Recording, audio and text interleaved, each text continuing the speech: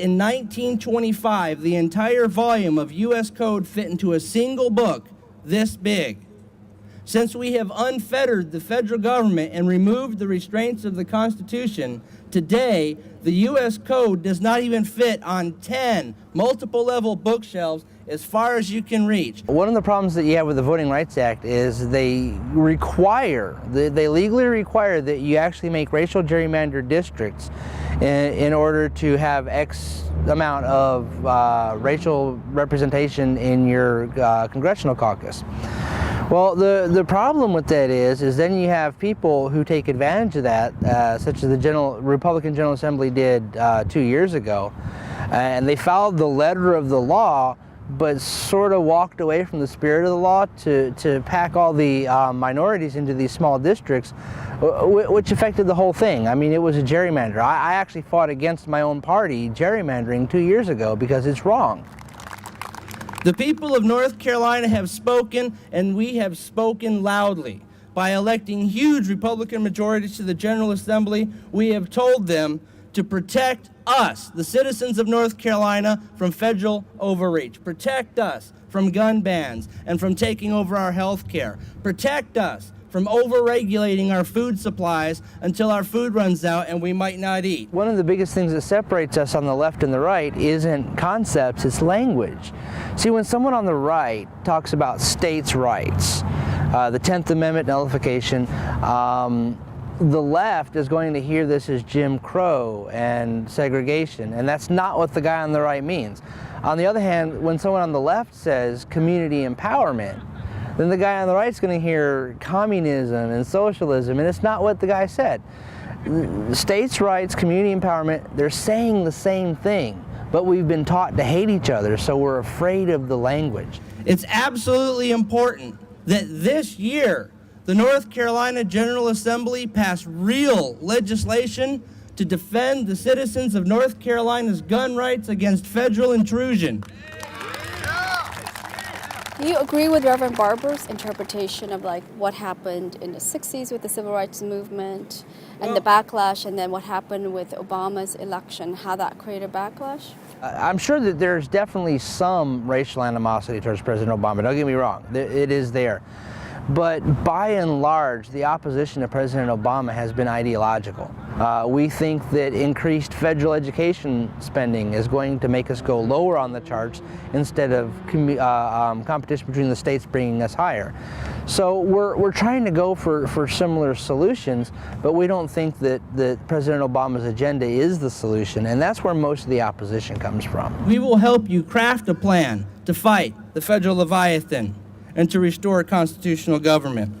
But most of all, let not North Carolina be left silenced in the annals of history when historians study this critical age, this moment in time, 100 years from today. Would you have fought in the Civil War for the Confederacy? For the Confederacy, I don't know. I mean, I'd have to actually see what was going on at the time. But knowing what you know, most of the people who fought in the Civil War weren't fighting for ideology. They were fighting for their brothers and their friends. I mean, that's the one thing that we don't realize about war. 99% of the people involved in a war aren't there for the causes of the war. They're there because their friend's there. You know, that's what we have to remember. So most of the people that fought in the Civil War, whether they're on the North or the South, they weren't fighting for slaves or property rights or states' rights. They were fighting because their brother was there. Okay, given that, yeah, which cause would you have defended? That's hard because there were so many diverse issues in the Civil War. I mean, we had to end slavery. Slavery had to go. Unfortunately, America was the only country that required a war to end slavery. The other countries managed to do so peacefully, such as England, the Caribbean, and elsewhere.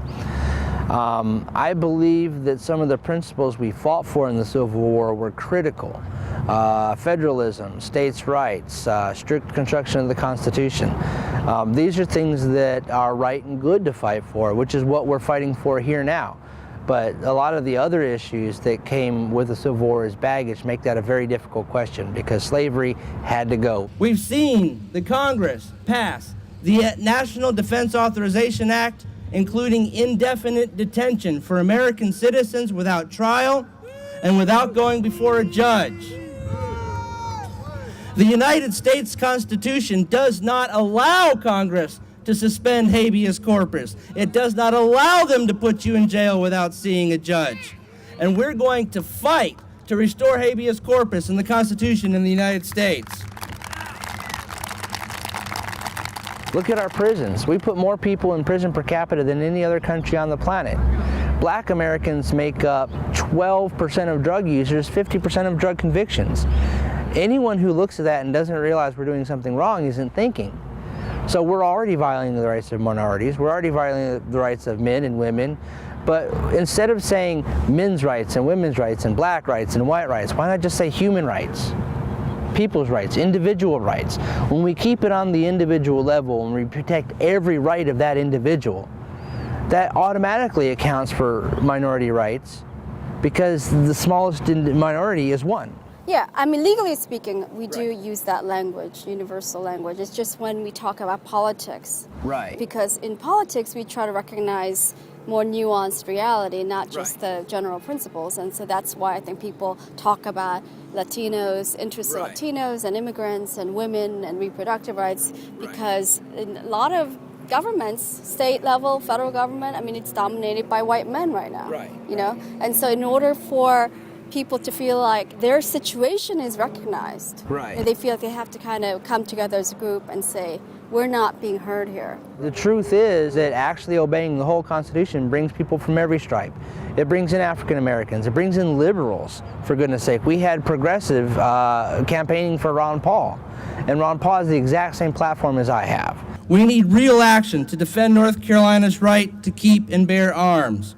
We need real action to protect North Carolina farmers from the federal regulation of gardens. We need to secure North Carolinians from the federal suspension of habeas corpus.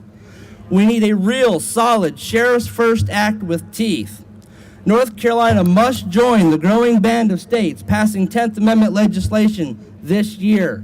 And we have to return the Obamacare money. The thing that really concerns me about today's politics is that we're so not just divided but so alienated from each other. I agree. That some people feel like these people don't deserve anything. They don't deserve to be part of the political process. They don't deserve federal aid. They don't deserve, health care or education. I mean, there's a sense that there's some people who are just undeserving of even basic rights. Like they're morally judging certain parts of this society that they feel like are somehow unworthy. They're lazy, they're parasites. And that's one of the things that we're actually trying to get away from with this rally. You've heard me a couple times talk about we have to obey the whole Constitution, not just the parts we like, but also the bits that scare us. So what I'm trying to do with that is I'm trying to let people think outside of the box. For too long, we've thought that, my world was just what I could reach out and touch, when the reality is this is much bigger than that. There's a much more diverse population in the United States. There's a lot more issues that we have to deal with. Healthcare is just one among many, and we can deal with that together. But in order to deal with that together, I mean, we have to come together and recognize that the answer is not end-all be-all with us. We have to reach out to others, and we have to rely on our community. I believe that we could actually solve health care from a free market perspective, provide almost universal coverage so that the few people that are left out will be so much easier to deal with than the huge numbers that we have today. And by getting rid of the HMOs and the insurance companies, bring the cost down. Because that's the one thing where the Republicans and the Democrats are both wrong on. They're trying to bring the cost down while leaving the HMOs in place. They're the ones costing us all the money. So we would have to be brave and get away from the HMOs, which is going to be difficult for the establishment in these buildings because the HMOs pay for a lot of their re-election cash. But we're working in that direction. I think that we can get away from the Affordable Care Act in a way that covers everyone. I'm not one of these that say we just got to get rid of it and if people get sick. No. We got to get away from this, get to a free market health care where everyone's covered, have better health care than we have today, and that's how we solve the issue. It's amazing. I can't wait to read that. Have you heard of a Roth IRA? It's an investment thing. After 10 years, it matures to cash. Take that idea, make it pre-tax, tax for medical purposes. Everything you get in for Social Security, for health care, employer contribution, every dime you pay in goes into like a Roth IRA type thing. After 10 years, it matures to tax-free cash. That makes you want to put more money into it. Once you get $5,000, you get catastrophic care with a $5,000 deductible. You're covered for anything. A plane falls on your head, you're covered. And you own your money. So this is the big issue. When you change jobs, your coverage goes with you. See, that's the big problem we have right now. People pay these thousands of dollars into a health insurance company. They lose their job, they lose their coverage, they lost every penny they paid in. For what? If you've paid in thousands of dollars, you should keep that money. And that's what we're working on doing. I like that. All right. That's awesome. Well, thank you all so much. Thank you. I really Let me appreciate get it. the mic off of you. Oh, yeah.